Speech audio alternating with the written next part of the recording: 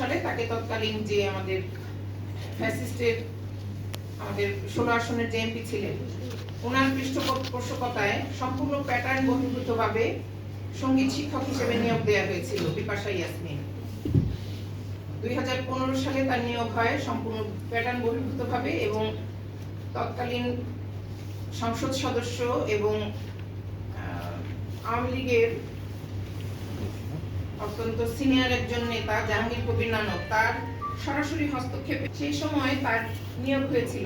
তার নিয়োগ 2015 সালে দেওয়া হয় এবং সেই সময় থেকেই কিন্তু তার আচার আচরণ, তার কর্মকাণ্ড, তার ব্যবহার মানে আমাদের প্রতিষ্ঠানের সম্পূর্ণ ভাবমূর্তি নষ্ট হতে থাকে সেই সময় থেকে।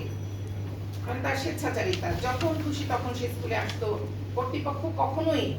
কর্তৃপক্ষের কোনো মানে তার উপর কর্তৃপক্ষের কোনো কর্তৃত্বই ছিল না সত্যি কথা বলতে।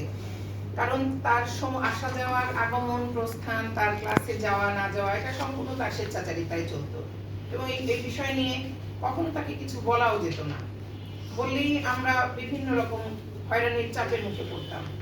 এই 2015 সাল থেকেই এই কার্যক্রম সে চালিয়ে আসছিল এবং এভাবেই 2016 সালেই আমাকে কিন্তু সাসপেন্ড করা হয়। প্রায় 14 মাস আমি সাসপেন্ড অবস্থায় ছিলাম। তো এইরকম ভাবেই কিন্তু চলেছে এই বিগত 24 সাল পর্যন্ত। অথচ 24-এর পরেই দেখা গেল যে তারা তাদের পরিচয় সম্পূর্ণ ঘোল পাল্টে ফেললো। একেবারে উল্টা আমাদেরকে ফ্যাসিস্টের দোসর, আওয়ামী লীগের দোসর এইরকম বিভিন্ন ধরনের মানে ট্যাগ লাগাই দিল আমাদের উপরে। পত্র পত্রিকায় বিভিন্ন নিউজ করেছে, যেমন ধরেন কি সব মানে আমরা হয়তো কখনো নামও শুনি নাই, বিশ্ব মিডিয়া, তারপরে কি অন্যায়ের চিত্র, এই ধরনের কিছু কিছু পত্রিকায় প্রতিদিনই মনে হয় প্রতি সপ্তাহে আমার ফ্রন্ট পেজে বড় করে আমার ছবি দিয়ে একটা করে নিউজ হতো। আছে সেগুলোর ডকুমেন্টসও আমাদের কাছে আছে।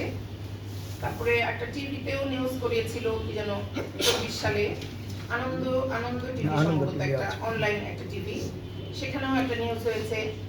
এরকম হয়রানি আমি 24 সাল পর্যন্ত করেছি।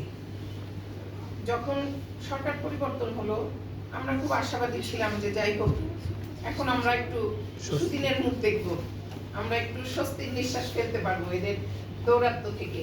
কিন্তু দেখলাম তখন তাদের দৌরাত্ম্য আরো বেড়ে গেল।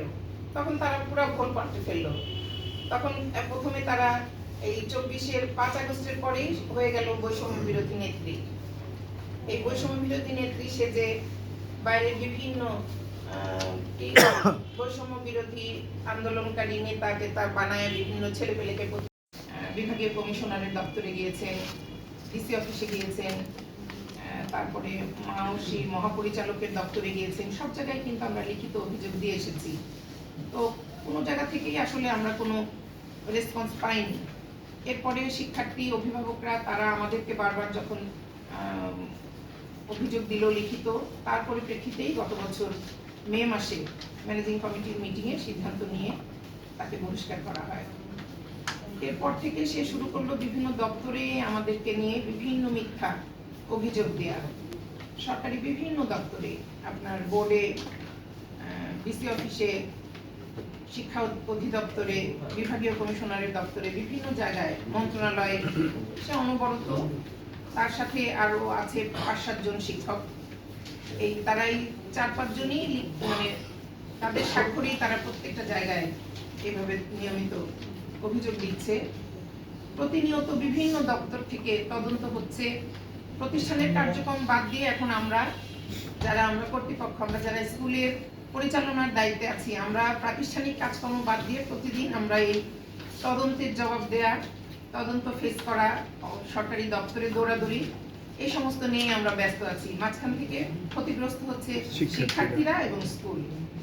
এই জায়গাটাতেই আমি আসলে আপনাদের একটু সহযোগিতা চাই যে আপনারা এটা বিষয়টাকে আপনারা একটু জাতির সামনে তুলে ধরবেন যে একটা স্কুল একজন মহিলার তার স্বেচ্ছাচারিতা, তার অপকর্ম, তার ব্যক্তিগত প্রতিহিংসা চরিতার্থ করার কারণে একটা প্রতিষ্ঠিত নাম করা স্বনামধন্য একটা স্কুল ধ্বংসের দিকে চলে যাচ্ছে।